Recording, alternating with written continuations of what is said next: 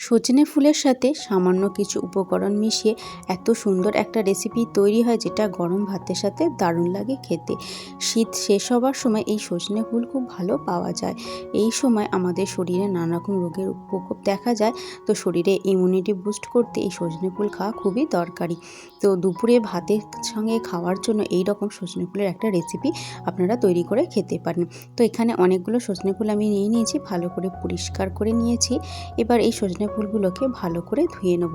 তার জন্য একটা বাটির মধ্যে এটা দিয়ে দেবো, দিয়ে এটাকে অনেকবার জল পাল্টে পাল্টে ধুয়ে নেব। বাটির মধ্যে দিয়ে দিলাম, দিয়ে এবার অনেকক্ষণ ধরে এটাকে একটু রগড়ে নেব। রগড়ে নিয়ে যাতে নোংরাটা চলে যায়, গিয়ে ভালো করে এটাকে ধুয়ে নেব। আমার চ্যানেলে নতুন ভিউয়ারদের জানাই আন্তরিক শুভেচ্ছা ও অভিনন্দন। আমার চ্যানেলের ভিডিও যদি ভালো লেগে থাকে তো চ্যানেলটা সাবস্ক্রাইব করে পাশে থাকবেন। পাশে থাকা বেল আইকনটা অবশ্যই প্রেস করবেন, যখন কোনো নতুন ভিডিও আপলোড করব নোটিফিকেশন যাতে চলে যায়। এখানে আলু, টমেটো আর নিয়েছি বেগুন আর কাঁচা লঙ্কা ছোটো ছোটো ডুমো ডুমো করে কেটে নিয়েছি। কড়াইতে দিয়ে দিলাম সর্ষের তেল। তেল গরম হয়ে গেলে তাতে পাঁচফোড়ন দিয়ে দেবো, ভালো করে ভেজে নেবো। পাঁচফোড়নটা ভালো করে ভাজা হয়ে গেলে এতে দিয়ে দেবো আলুগুলো দিয়ে ভালো করে ভেজে নেবো, কারণ আলুগুলো সেদ্ধ হতে সময় লাগে, তাই আলুগুলো দিয়ে দেবো। দিয়ে ভালো করে নেড়ে ছেড়ে আলুগুলোকে কিছুক্ষণের জন্য চাপা দিয়ে দেবো, যাতে আলুগুলো আগে সেদ্ধ হয়ে যায়।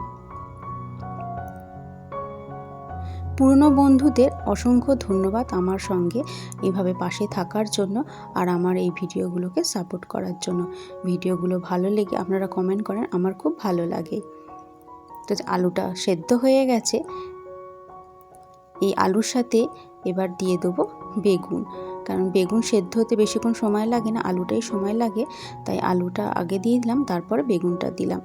বেগুনটা দিয়ে পরিমাণ মতো নুন আর হলুদ দিয়ে দেবো, দিয়ে কিছুক্ষণের জন্য এটাকে ভেজে নেব। নুন হলুদ দিয়ে ভালো করে ভেজে নিচ্ছি। একটু ভাজা হয়ে গেলে এতে কিছুটা পেঁয়াজ কুচিও দিয়ে দেবো। কিছুটা পেঁয়াজ কুচুন দিয়ে ভালো করে এটাকে এবার ভেজে নেব। একটু যখন ভাজা ভাজা হয়ে যাবে এইগুলো আলু, বেগুন আর পেঁয়াজটা, তখন এটাকে একটু চাপা দিয়ে দেবো। 5-10 মিনিটের জন্য একটু চাপা দিয়ে দেবো, যাতে সমস্ত কিছু একটু নরম হয়ে যায়। তো পেঁয়াজটাও নরম হয়ে গেছে, বেগুনটাও নরম হয়ে গেছে। নরম হয়ে গেলে এতে এবার কুচনো টমেটোটাও দিয়ে দেবো, দিয়ে ভালো করে নেড়ে নেব। কাঁচা লঙ্কা দিয়েও দেবো, চেরা কাঁচা লঙ্কা, একটু জিরে গুঁড়ো, একটু ধনে গুঁড়ো দিয়ে দেবো, 1/2 টেবিল চামচের মতো, দিয়ে ভালো করে নেড়ে নেবো। নেড়ে নিয়ে কিছুক্ষণের জন্য চাপা দিয়ে দেবো। এই রেসিপিটা খুব সুন্দর তৈরি হয়, গরম ভাতের সাথে দারুণ লাগে খেতে। কিছুক্ষণের জন্য চাপা দিয়ে দিয়েছিলাম, তো এগুলো একদম নরম হয়ে গেছে, ভালো মতো ভাজা হয়ে গেছে। এবার সজনে ফুলটা ধুয়ে রেখেছিলাম, সেই সজনে ফুলটা এবার দিয়ে দেবো, দিয়ে ভালো করে নেড়ে নেবো। সজনে ফুল আগে দিলে একদম নরম হয়ে গলে যাবে, তাই সবার শেষেই ফুলটা দেবো, এতে খুব সুন্দর এটা তৈরি হবে। সজনে ফুলটা দিয়ে ভালো করে এবার এটাকে নাড়তে থাকবো। এবার এটাকে একটু চাপা দিয়ে দেবো, যাতে সজনে ফুলটা একটু নরম হয়ে যায়। এই রান্নায় কোনো জল ইউজ করছি না বলে বারবার চাপা দিয়ে রান্নাটা করছি, তাতে খেতে খুব সুন্দর হবে। কারণ জল দিলে এটা একদম খেতে ভালো হবে না, তাই চাপা দিয়ে দিয়েই বারবার রান্নাটা করলাম। আন্দাজ মতো একটু দিয়ে দিলাম চিনি, যেহেতু সজনে ফুল একটু কষা হয়।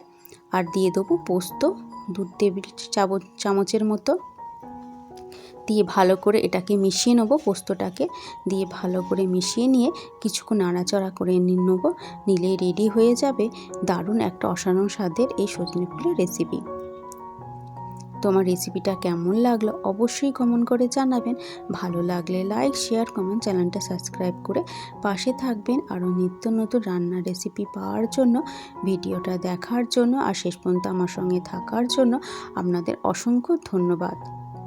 সবাই ভালো থাকবেন, সুস্থ থাকবেন আর আমার সাথে থাকবেন। তো গরম ভাতের সাথে এইভাবে একবার সজনে ফুলের রেসিপিটা অবশ্যই করে খেয়ে দেখতে পারেন, দারুণ লাগবে।